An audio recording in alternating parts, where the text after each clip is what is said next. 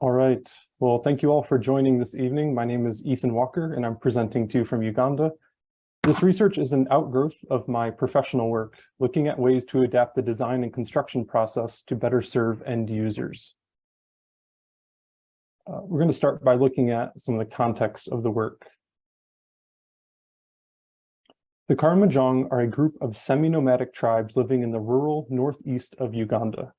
These tribes originated from the Nile River Valley and migrated south, slowly over time, with their cattle in search of good pasture. The Karamojong have changed little over time and are shaped by their distinct value systems, which revolve around the ability to acquire and maintain large herds of cattle. While these people have historically been resilient to change, increased pressures to give up their cattle, their traditions, and their pastoral ways of life are being championed by foreign NGO actors as well as their own national government. In this context of pressure to change, this thesis claims that heritage-based architecture will mitigate the increasingly harmful effects of globalization upon traditionally semi-nomadic societies. To investigate this claim, this thesis will design an Institute of Animal Science for the semi-nomadic cattle-based communities of northern Uganda. To better appreciate the social context of these tribes, it's important to understand that these communities are distinct. Men and boys are keepers and protectors of the cattle. They're highly mobile and follow the herds constantly in search of good grazing. Cattle are released in the mornings and returned to the homestead for safety in the evenings.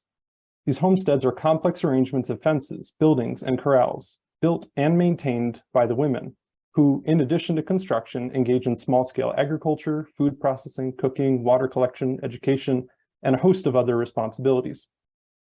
As pastoralists, identity is found in healthy herds. Land is a consumable resource, collectively owned and operated. Money is valuable and useful as it supports the ability to maintain the herds, but is rarely accumulated. The architectural context can be understood in a few categories. Architects like Matthias Agbo are calling for a rebirth of tradition and craft, specifically in African architecture education, which has long preferenced Eurocentric design. Others focus on ecological materialism, often in support of social agendas. This work is often celebrated by the West and offers useful insight. And there are many NGOs operating in the region who contribute to the built environment, but do so towards their own agenda and have a disappointing track record that has been described as being paternalistic.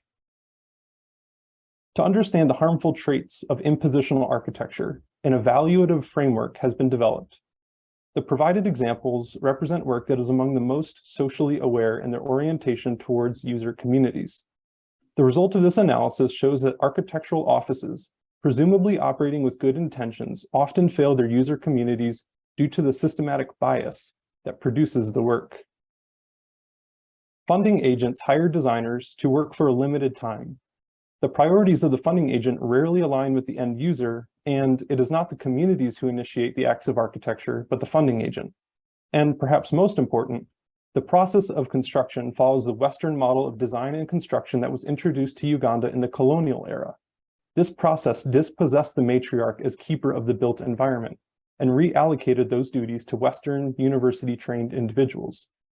In the highly awarded example of Ilima Primary School by Mass Architects, we can appreciate the architect's mindfulness to locally sourced materials, dependence on local labor for construction, and the accommodation of project documentation in support of that process. But more problematically, the priorities of the funding agent were forced upon the user community, requiring them to sign a land use agreement in order for the project to be approved.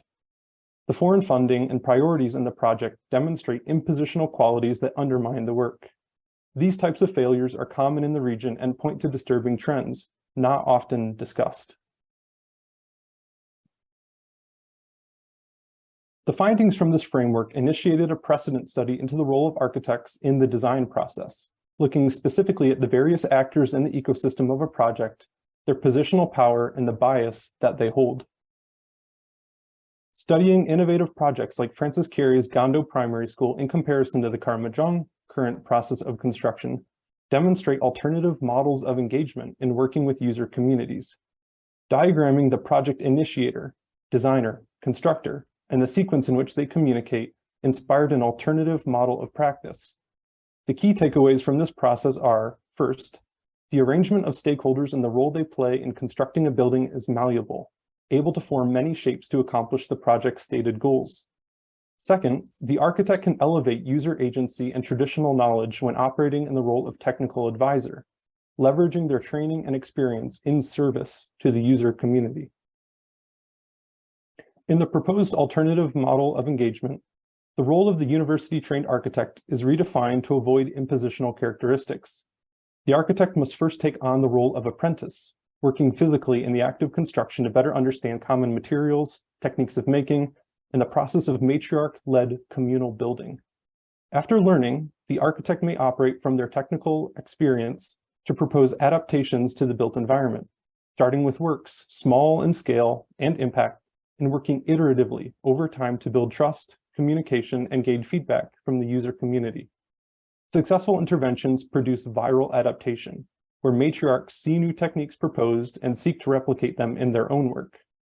From this position of sustained, knowledgeable engagement, the architect may propose further adaptations. The need for adaptations in the built environment is a response to external pressures that have relegated traditional building techniques to the rural and informal setting. Strategic adaptations will allow traditional techniques to survive and to be represented in formal buildings that otherwise would default to impositional materials and processes of construction. In this context, the adaptations include the introduction of large structures to accommodate communal gathering, education, and governance. This is a specific response to government mandates for school sizes that require a minimum of 45 students in a classroom to be funded by the government. Another needed adaptation is to employ material reuse strategies to reduce collecting loads on the natural environment. This is a response to increased deforestation, which has been negatively impacting land health and therefore herd health. These speculative adaptations are formalized through material studies to better understand the implications of a material system on form and space. Mapping durable stone masonry against renewable grass thatch offers insights into how large spaces can be formed in a contextual manner. The priority in each of these studies is to work within a reasonable material, technological, and social constraints that focus on retaining the matriarch as constructor and keeper of the built environment. This stage of work concluded by speculating on the Institute of Animal Science, leveraging the findings of the research with tools like Midjourney to speculate on what qualities might arise in a building for semi-nomadic cattle-based peoples. Part 3 of this research set out to test the claims of the research through a responsive design and construction process. The iterative process of user engagement started with a one-week apprenticeship working with a community of Karamojong known as the Tepeth, living in the foothills of Mount Moroto. This area has experienced significant displacement recently due to tribal conflict, particularly around the stealing of cattle and responsive acts of violence. These events have further escalated the regional vulnerability context, amplifying the need to develop solutions that ensure durability, promote ecology, and are entirely forageable.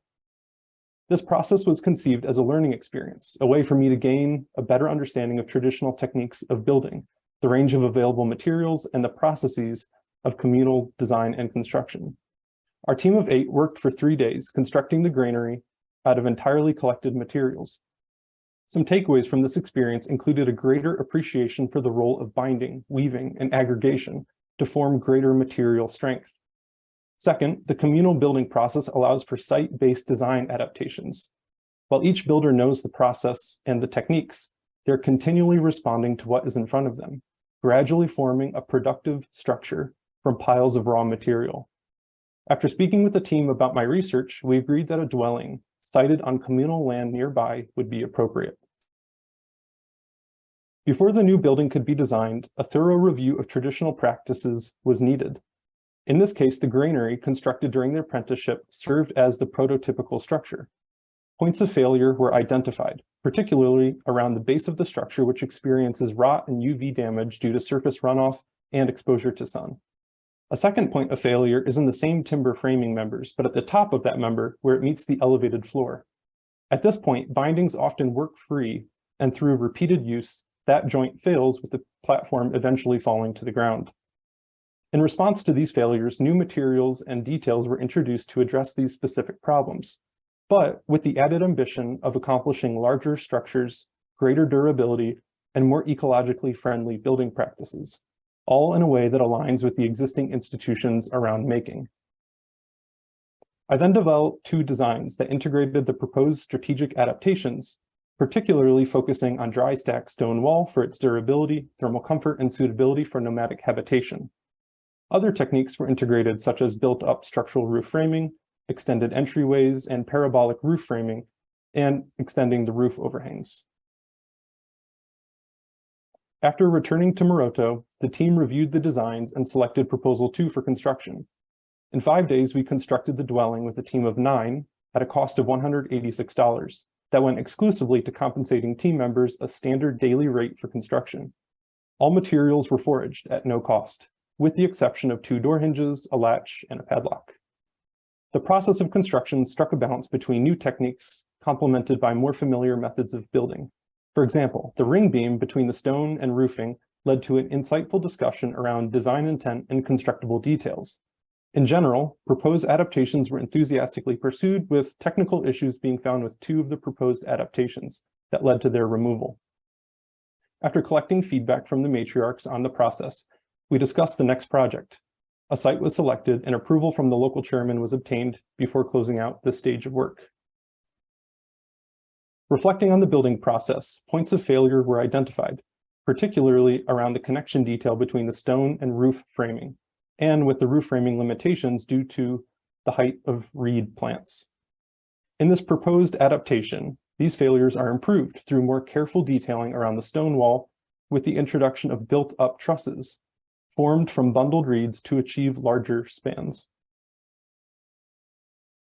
These adaptations were then developed into 2 design proposals with specific emphasis, one with more stone walling and consistent truss shapes, while the other took on a smaller footprint that held more complexity in the roof, testing the capability to merge dissimilar roof forms. Since the stone walling had been constructed successfully before, increasing the scale of stone seemed to be a low risk, while the roof framing would be the emphasis of this phase of the investigation. After reviewing both designs with the team on site, we selected the second option with a smaller footprint and greater roof complexity as the basis of design. The stone wall went up quickly and the team demonstrated their newfound familiarity with this material. The trusses were prefabricated on the ground, but when maneuvering them into place, member deflection at the bottom and top chords allowed the intermediate members to spring free of their sisal bindings.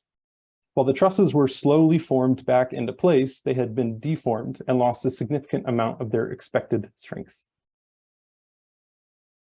From this act of construction, points of failure were again identified.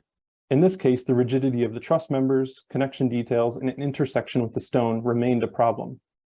The proposed adaptation detail improves these connections with larger members to provide greater rigidity. Another adaptation can be found in the stone wall configuration, where connection points are inset into the wall, creating better geometries for joining dissimilar materials. These improvements are illustrated in the final design proposal for the Institute of Animal Science, where the large-scale structure is built with entirely forageable materials and assembled with a combination of traditional techniques and strategies learned through the iterative process of design. The interior of the building represents the largest structure composed of local materials and adapted to traditional techniques. The space is layered, built up from small-scale elements in stone, and then joined with roof framing at the lower level before the upper level roof is placed. The entire roof is thatched in a way that allows natural light and ventilation to flow, creating a pleasant space for the community to assemble. The building is porous, durable, and replaceable. Its materials are familiar, assembled at a scale that is unfamiliar, but yet useful.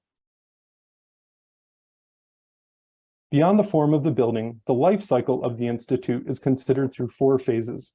First, the site is chosen based on its ability to provide safe pasture, plentiful regenerative natural building materials, and stone. Then, the construction of the Institute begins. Teams of matriarchs will work slowly and methodically, balancing the totality of their responsibilities to build the stone wall and repeatable framing elements, each scaled to what the human body can maneuver. The site will then experience active use, where the community members experience familiar materials presented in unfamiliar ways. Large spaces accommodate communal activities, and users observe the matriarchs performing the necessary ongoing repairs that are required to maintain natural materials. Finally, when the site resources have been consumed, the building will be largely dismantled. High-value transportable items will be carried to the next site, and other materials will find their way into domestic dwellings nearby. In this way, the life cycle of the building mirrors the semi-nomadic characteristics of its people.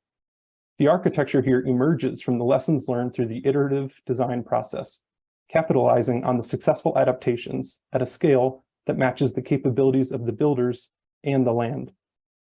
Working in this manner, traditional techniques of building can be preserved and find new opportunities of architectural expression.